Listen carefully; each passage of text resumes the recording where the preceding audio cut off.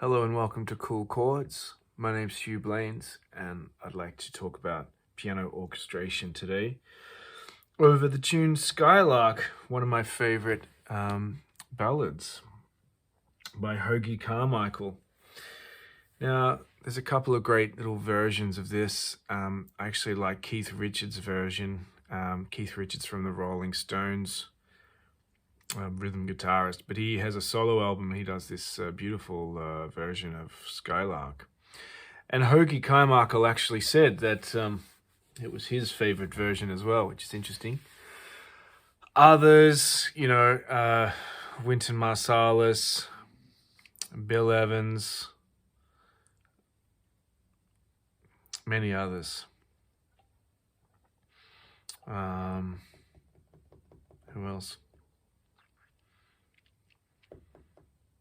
You can't go wrong. I think it's really one of those great ballads.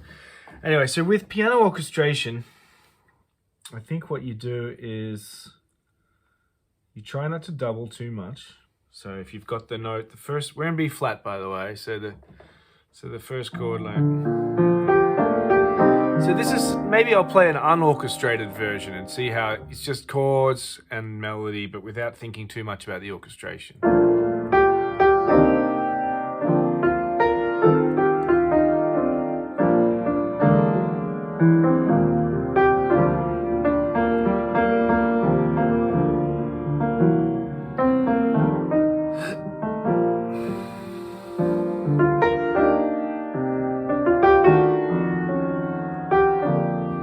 So what I'm trying to do, I'm playing the chords just there and I'm playing the melody, but what I'm trying to do is I'm trying to create this perfect or near perfect balance where you'd almost have if you were orchestrating, you kind of think about the same things, how the harmony is balanced on the piano. So one great teacher for this has been Uri Stunning and Wolford Brederode.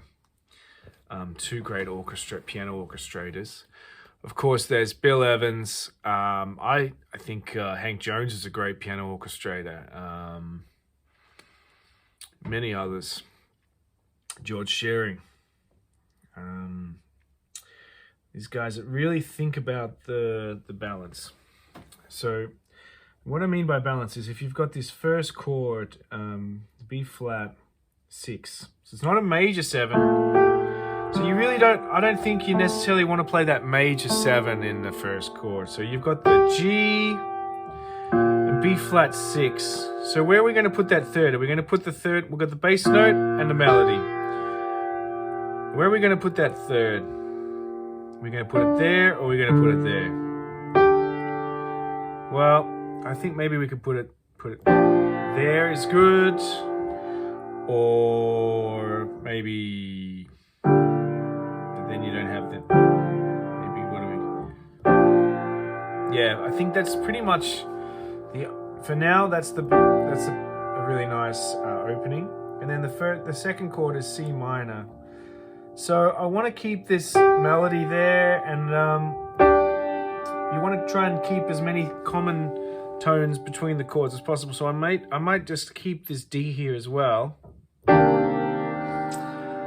And for the C minor, put my 1, flat 3, flat 7. So I've got this kind of thing for the first two chords. And that doesn't sound too bad.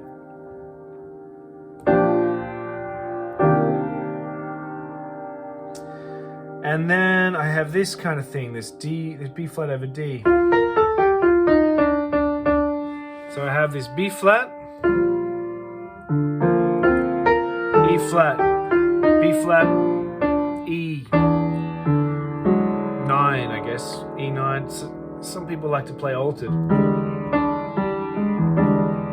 which I think is also a nice sound.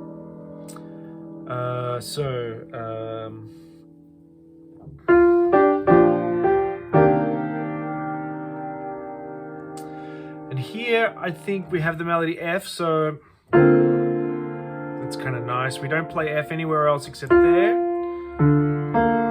Our third, 1 and 9. And then I like to play 1-5 in the left hand for the E flat. This kind of 1-5, 9, no 6, 9, sharp 11. And because we're going to the 3, I don't necessarily need to play the 3 now of the E flat. So I can just go something like that. So let's play that so far.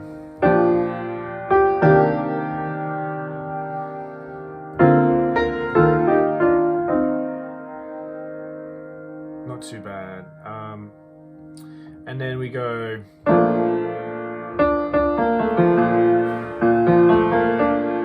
It's a nice balance. Here we can play our major 7 or our 6. 2 B flats is okay for me.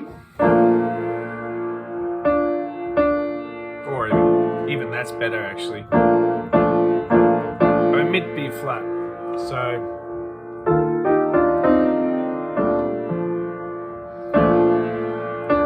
and then E7.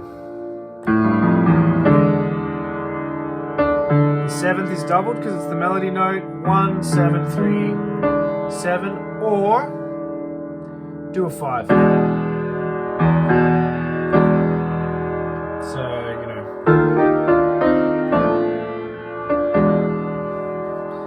But some people don't like this kind of 5th. This 5th is maybe too low on the piano.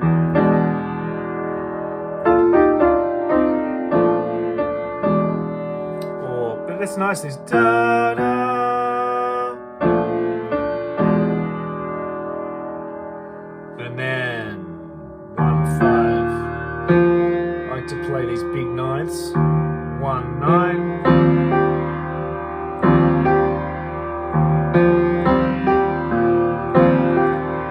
What do you like? Do you like the 5th there or without the 5th?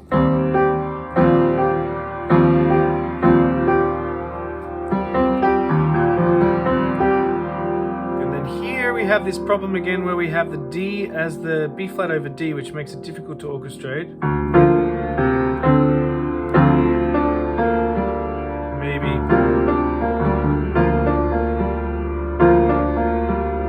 Yeah. So it's like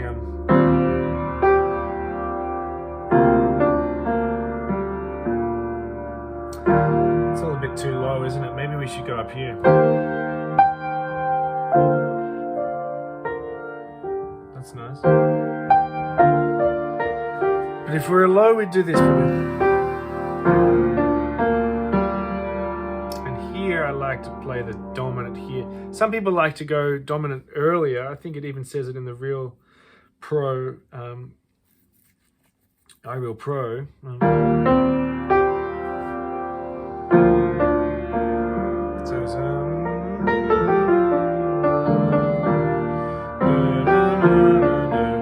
Some people like to play the dominant there, but I like to go back to there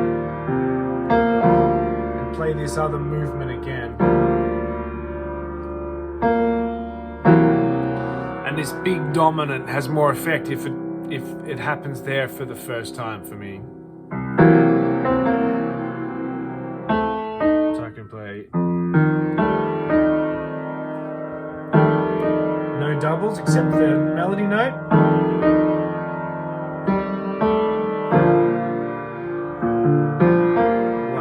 5, 6, 7. 1, 7, 9, 3, 5. No doubles. Some people like to play the 2. 1, 7, 3, 2, 1, 7, 9, 3, 6 or 13. And some people like to play this altered kind of thing. It's like a tritone substitution.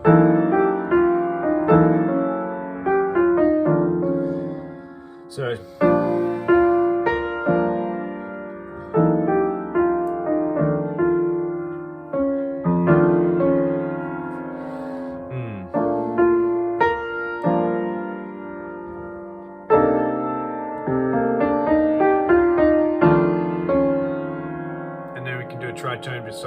before the next A. Like that. 1, 3, B7, so sharp 9, sharp 11. So this is what we've got now for that A section. And this doesn't have to take that long, but I think it's really important if I've got a gig or something and I want to play an orchestration. I don't just want to fumble around with the chords. I really want the piano to sing. So what do we have?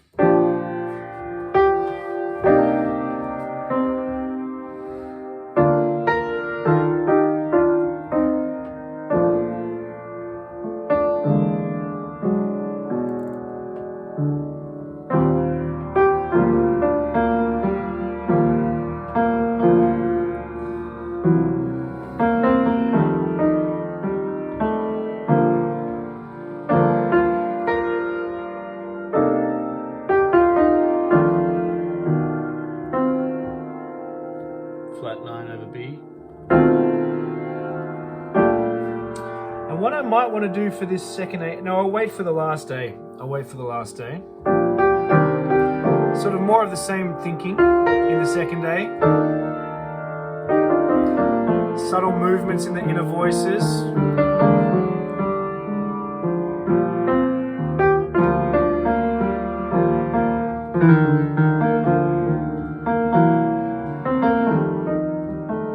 And then we have this nice sort of sharp 9 F7 chord. I don't want to double the 7th here. So I'll play a sharp 5, sharp 9.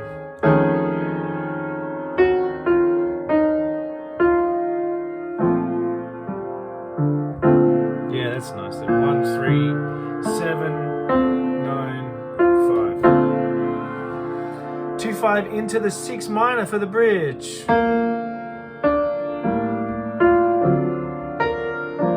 Or some people just stay on the B flat. But it sort of has this nice... Well, it goes into G somehow, so maybe we just go... Or... Playing that A flat 7 works. Especially because they have this... So you have this kind of...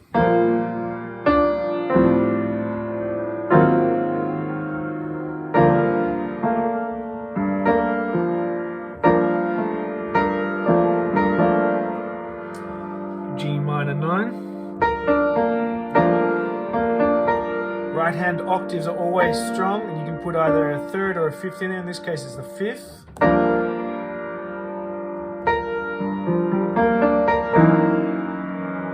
I like that one. 1, 7, G flat 7. So. And we have the 3 and a 6, 5.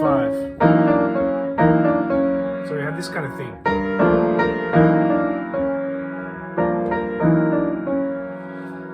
And then we have this 2, 5 into E flat. 1, 3 or 1, 7, 3. We have this kind of thing, so we can maybe do parallel sus chords on the right hand.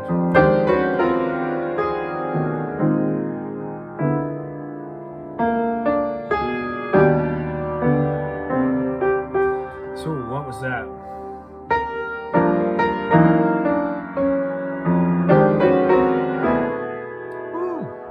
Nice as well.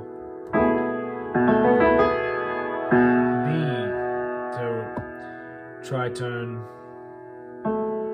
That's the tritone substitution of the 2 chord in E flat major.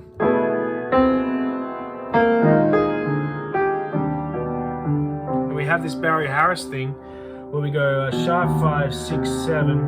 I'll do that in one of my videos. Let's do that again. So,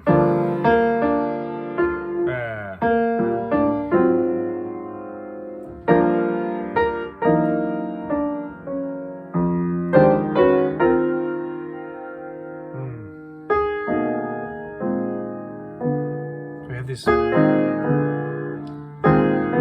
That's a very Keith Jarrett does that a lot as well. We do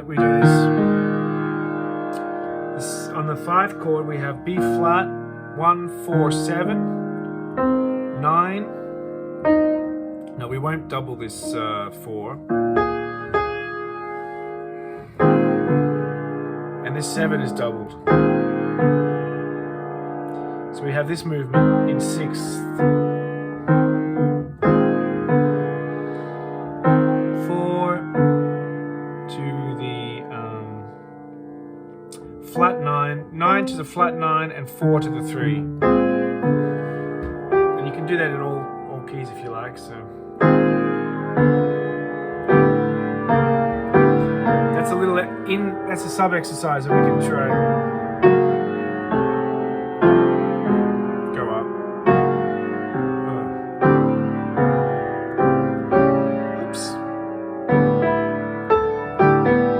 Yeah.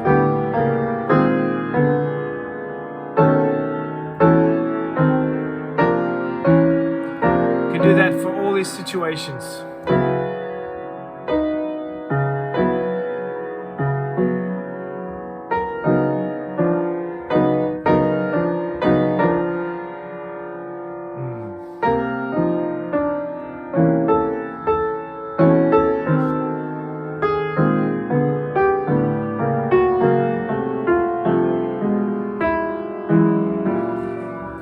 Hear that kind of stuff a lot on the intro to Autumn Leaves, the Live at the Blue Note by Keith Jarrett. He does a lot of these kind of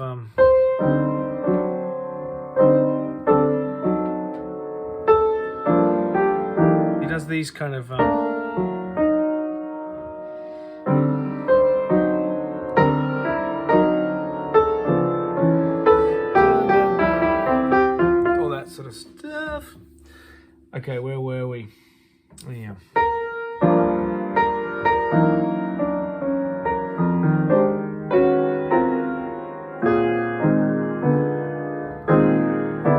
That's nice when we do this kind of 4 sharp 4 or flat 5 or sharp 11.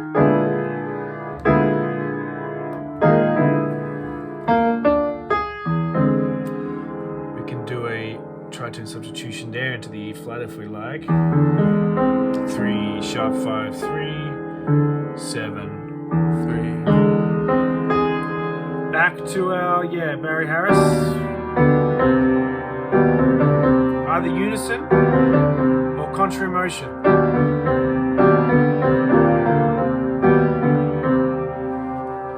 Let's move on now to our 2/5 into C minor, D half diminished. It's nice to go wide for this. 1 3.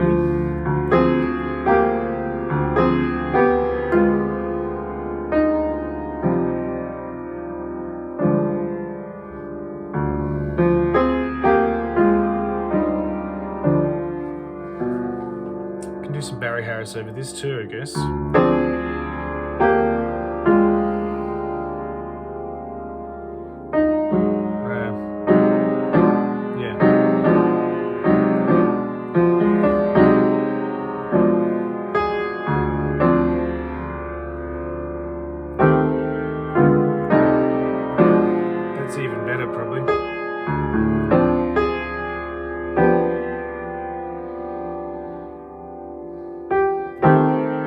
So we're thinking in the C minor 6th diminished mode.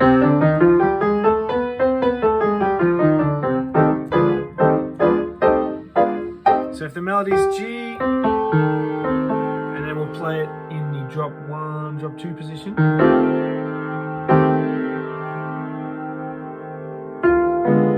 D diminished.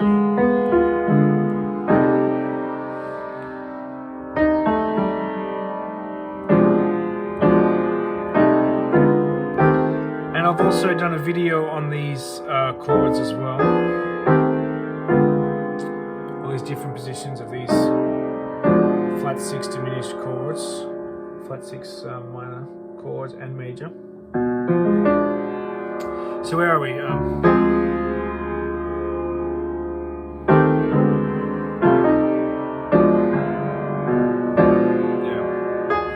The other thing to think about is whether we've got a bass player or not. If we've got a bass player, we probably wouldn't play a lot of these wide root threes, but I think for this video I'm going to keep it to solo piano. Because, I don't know, I think it's a little bit under-discussed, this kind of solo piano orchestration stuff. Okay.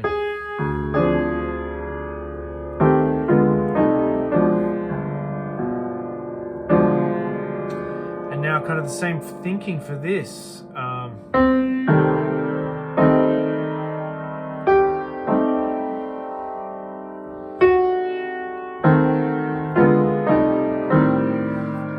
So for this note, I can actually go like this. Play the E flat diminished, 1 flat 5, 6 or double flat 7, flat 3. Another diminished. It's a bit Lenny Tristano, this D. And I think as a really quick rule, if you want, a really quick rule is to think tritone. So think bass here, and then let's think of that as the 1 tritone away, 1 flat 3 6. It's just a quick way to play all these nice kind of shapes.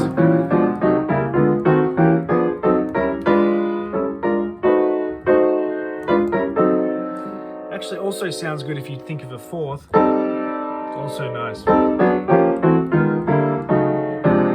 Tritone. What does it sound like if I play the 5th? So that these shapes are very useful to harmonize melody.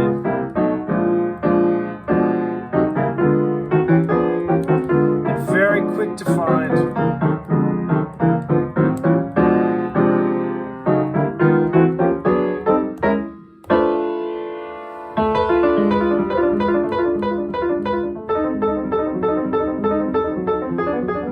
Like a Schubert kind of intermezzo.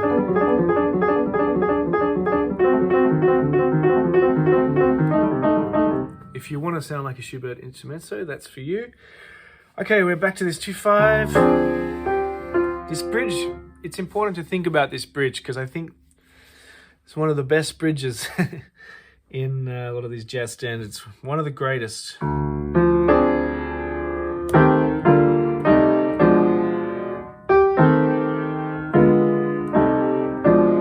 Okay, let's go to the C minor to A flat. So we got, so it's like maybe the C6, 1 flat 3 5 6 1.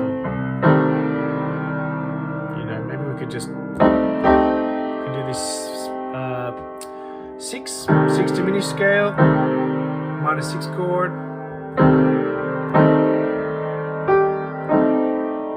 And then we can play this kind of diminished thing again, right?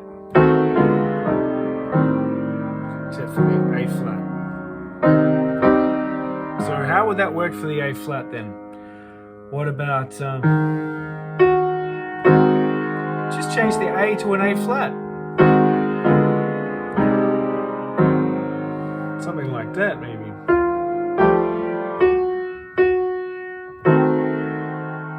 A to an A flat.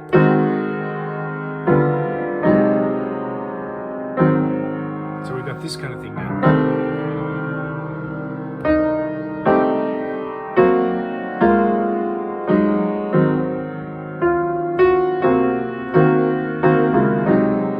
Or a diatonic in the Mixolydian mode. A flat, we can go, just follow this position. Just go to Barry Harris drop 2 position, or drop 3, is it?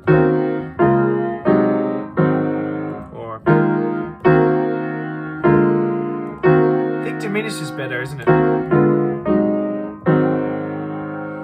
Well, it's pretty good though. And then this kind of da da da da da, crazy as a loon. Back to our default 1 7 9 3 5. Pretty nice default voicing. If you want, you can go around the keys.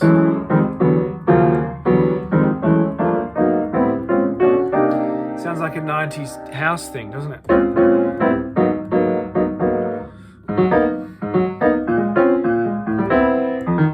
Sort of 90s house. It's the 90s house default position. And then we've got our beautiful ninth for the melody, for B flat. Beautiful, 1, 7, and then we've got this open sus. 3, 6 or 13, 9. And I like to play flat 13 as well, so we go.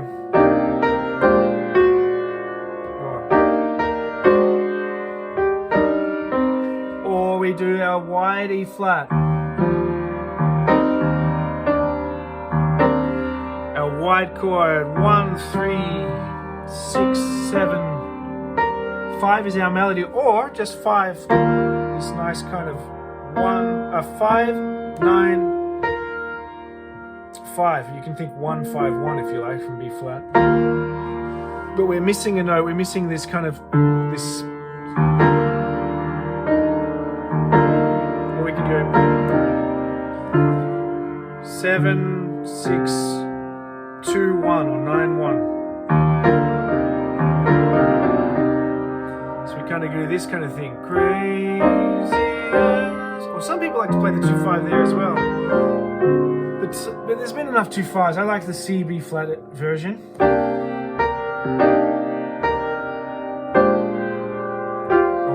even a tritone substitution there if you like.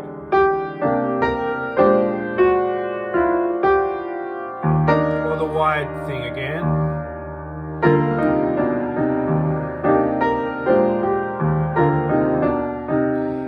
Beautiful D modulation into D major for a bit. Sad as a willow. What is it? Sad as a willow. Sad as a willow serenading the moon. Crazy stuff.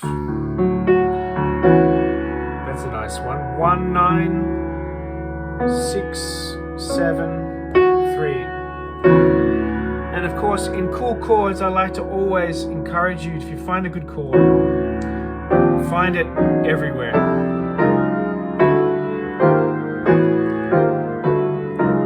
This could be called maybe a Radiohead chord, yeah? This is what sorry, it's not even Radiohead, it's his solo album. Tom York.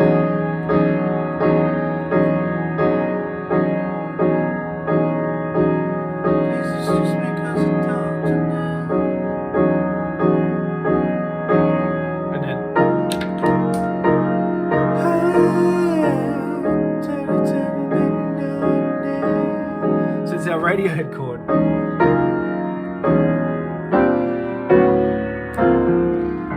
Interesting fact about Radiohead. The name comes from one of my favorite bands, Talking Heads. It's a Talking Heads track. I think it's also Radiohead's one of the favorite bands of Radiohead as well, Tom York. Talking Heads. We'll do some Talking Heads cool chords in the future, I think. Anyway, where are we? We're at the Radiohead chord. So we hear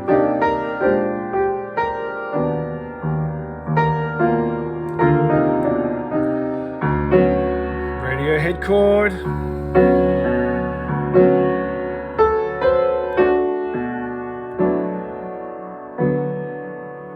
That kind of thing.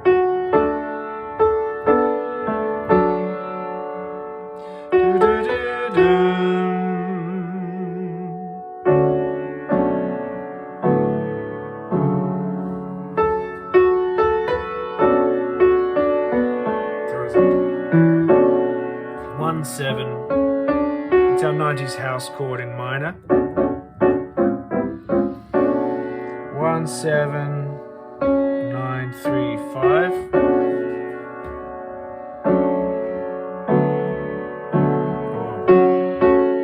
That kind of.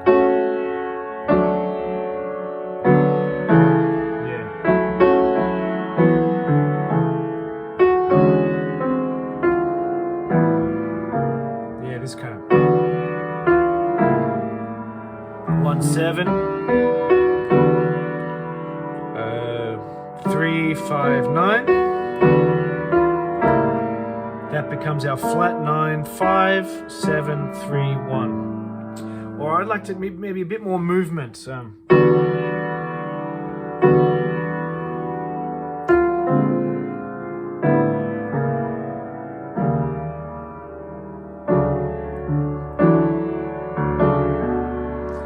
When the melody is 1, like D in D major, it's a bit of a clash with the major 7, right? So when it's 1, try lean more towards your 6. Gives it a more balanced. So to recap, what have we got? Let's do the bridge again from the start. The bridge took about what, 11 minutes to orchestrate? Okay. That's probably how long it should take to orchestrate. Or even more, I would say. Take as long as you like to figure out the best way to get through these songs. And it's much more rewarding than just plowing through the chords, which is what I've been guilty of many, many years, and still am from time to time. So.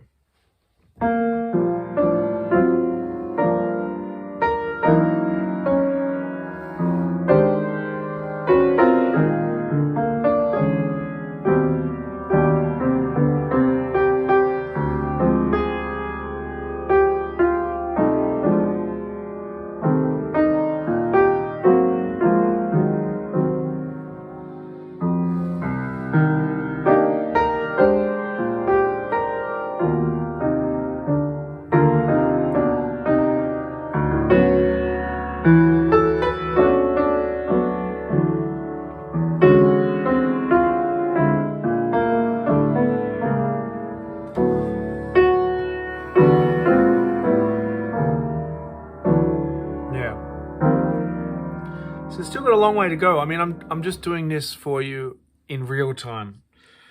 I haven't actually worked anything out, which I think it makes it a little bit more boring and a video, but I think it's good to show the realness of what it takes to actually orchestrate here. And you can always fast forward, right? You don't have to listen to the whole video.